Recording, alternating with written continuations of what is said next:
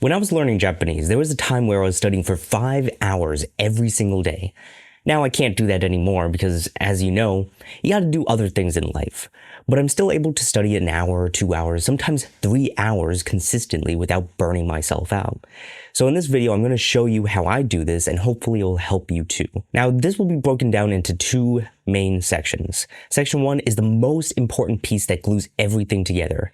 And section 2, I'll give you different strategies you could start today. So let's get started. Section number 1. First, let me ask you, what was your motivation to learn a language? You could comment your answer down below. For some people, it was a necessity. They needed to learn it to survive. But for many people, they just thought it would be cool. Oh, I want to watch shows in the language. I like the way the language sounds. I want to travel to the country. These are all great reasons to start learning a language. But they're terrible motivators. You can't get by on just good feels. This is why most people who started New Year's resolutions already failed them. You have to set a goal. And it's got to be more than just study 30 minutes a day. I hear this advice everywhere. Just start, do a little bit here and there, and you'll build up to it. And while this is generally good advice, studying 30 minutes a day is not a goal. It's an action you take to reach a goal. For example, right now I'm learning Chinese, and I have a goal to study about 500 hours by the end of the year. With that, I could break down what I need to do to reach that goal. Now, for this example, let's say I only needed to study 30 minutes per day. The outcome is the same as before, but this big picture goal makes a huge difference because you will reach a point where you ask yourself, do I really have to study right now? I could take a day off, right? It happens to everyone, and that's okay. But if your only goal was to study 30 minutes a day, well, if you take a day off, now you failed. After that, it becomes easier to skip more days. You might find that a day turns into 2 days. 2 days turns into a week turns into a month. There's nothing there making you want to come back. But once you have that big picture goal, it's easier to stay motivated. For example, right now, I'm adding 25 vocabulary cards every day for the first 80 days of the year, adding up to 2,000 words. And guess what? I already missed a few days, but I have that end goal and it keeps me focused. Once I mess up, it's not bad because on the weekend, I could double up on a day. Or maybe I do 30 cards for the next 5 days. With these very specific actionable goals, it changes the way I think. And for me, there's two main goals that I like to focus on: total hours studied and total new vocabulary added. The vocabulary added is basically just creating new vocabulary cards or review cards. And if you don't like flashcards, you could create a different goal that fits better with what you want. The key is to create an actionable goal you know you could reach. It has to have a deadline. This is what was missing before. If you study only 30 minutes a day, how do you know when you've reached your goal? So create a goal, have a deadline. If you reach a goal, you can always create new goals later. And once you have your goal, we can move on to section number 2. Question: what are the usual ways to learn a language? Textbooks, apps, classes? If you stick around in the language learning community long enough, you'll hear an endless stream of people saying, these are terrible ways to learn. But I think these get a bad rap. Here's the way I like to put it. Textbooks are great, but if you only use textbooks, you won't become fluent. Apps are great, but if you only use apps, you won't become fluent. Classes are great, but if you only take classes, you're not going to become fluent. I think you get my point here. Anything you do in a language is going to be good for you. But you can't just do one thing and expect success. First off, you'll probably get sick of it before you make any progress.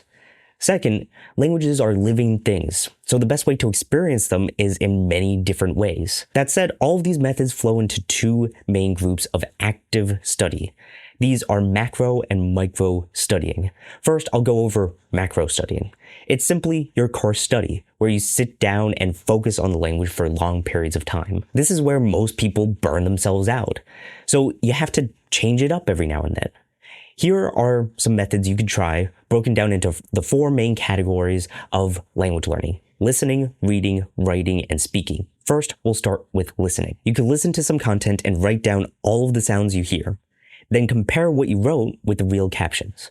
This is a great way to focus specifically on listening. Now on to reading. You could simply just pick up a book and start reading. Look up any words you don't know. And then you could also take words and phrases and add them to review cards. Writing. You can hand copy phrases from media you watch, textbooks, novels, anything. And if you want to do something more advanced, you could try writing a journal and have someone correct it for you. Speaking. You could try to mimic phrases and copy their pronunciation. Or you could speak to yourself in your target language. You could create prompts and even record yourself. Now, these are all great practices that you can do, but this isn't a full list of everything you can do. These are just my favorite. Now, how do I choose what to focus on? Well, when I'm just starting out in language, I'll probably do a little bit of everything. And when I start to gain more experience, I start to notice my weak points.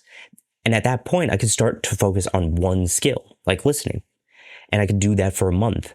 And maybe after that month is done, I start focusing on another skill, like speaking. This way I can switch things up. I can do what's best for me in the moment. And I don't have to force myself to do everything all at once. Now, there is one problem with this type of practice. It takes a lot of time. And if you're working all day, you have responsibilities in the afternoon, it can feel like you have no time left. But do you really have no time left? How often do you pull out your phone to look at social media? More than you'd care to admit? I know, I get it, I've been there. That's why I work on building a habit of micro studying.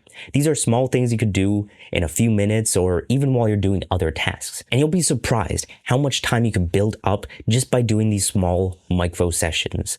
Like when I was learning Japanese, I found myself doing an extra half an hour of study every single day with these small micro sessions. Now, you're probably already using some apps or flashcards, but here's something you could try that you might not be doing. So what I do, and this could be done hands-free. I pick out 3 phrases in my target language, then throughout the day, I simply try to recall those phrases. Now, there are times where I forget those phrases. Well, a lot of times. In those cases, I just take out a quick note to remind myself of the phrase, then I could go right back to what I was doing. I like doing this because it's easy to do, and it makes me really actually try to think of the phrase. And then once I think of it, I could repeat it several times as I'm doing other things. So get creative. Try to find small ways in your day-to-day life that you could add these small micro sessions. They could do a lot for you. And let's not forget one of the most important things. Sometimes all you have to do is just spend time in the language and not try to study at all. Like right now, I'm playing a game in Spanish. And I mean, I might look up words here and there, but I don't try to focus studying on the game. And I'm just enjoying it. You have to spend time in the language outside of feeling like you have to study every single thing that you come across. Because if you do that, well, you're guaranteed to burn yourself out. You need to have an end goal. You need to just have fun. Enjoy all of the effort that you're putting into learning this language. And if you want to go deeper into different methods you could use, well, I have 2 videos that will be useful for you. I have one right there where I go over my 7-step formula that I use to learn from native content. And I also have another video right here where I go over my strategy and what I've learned by saving over 16,000 flashcards. So if you want to go watch either one of those videos, I'll see you over there.